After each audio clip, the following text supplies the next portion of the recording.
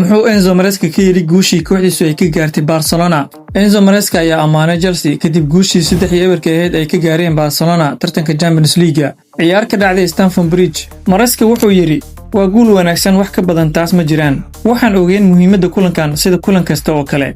inaad Barcelona garaacdo waa wax fiican, waana ku faraxsanahay. Isagoo ka hadlayay heerka kooxda ayuu intaas ku daray. Dhammaan kulamada way adkaayeen.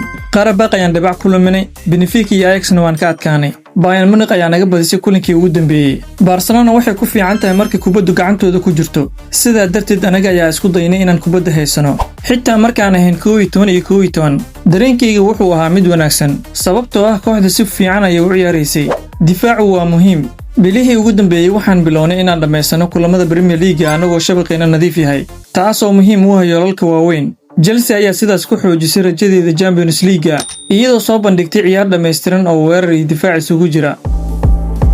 dhinaca kale, Pep Guardiola oo shaaciyay cidda iska leh mas'uuliyadda guuldaradii kooxdiisu ka soo gaartay Bayer Leverkusen. Tababaraha Manchester City Pep Guardiola ayaa dusha saartay mas'uuliyadda guuldaradii la yaabka lahayd ee kooxdiisu ka soo gaartay Bayer Leverkusen kulan ka tirsanaa Champions League fiidnimadii Talaadada.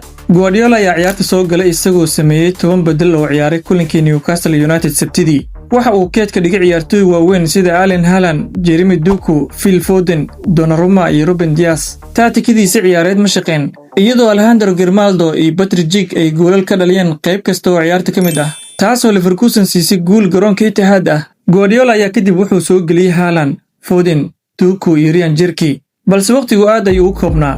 ciyaarta ayaana sidaas ku dhamaatay iyadoo kooxda Jarmalka aan wax gool ah laga dhalin.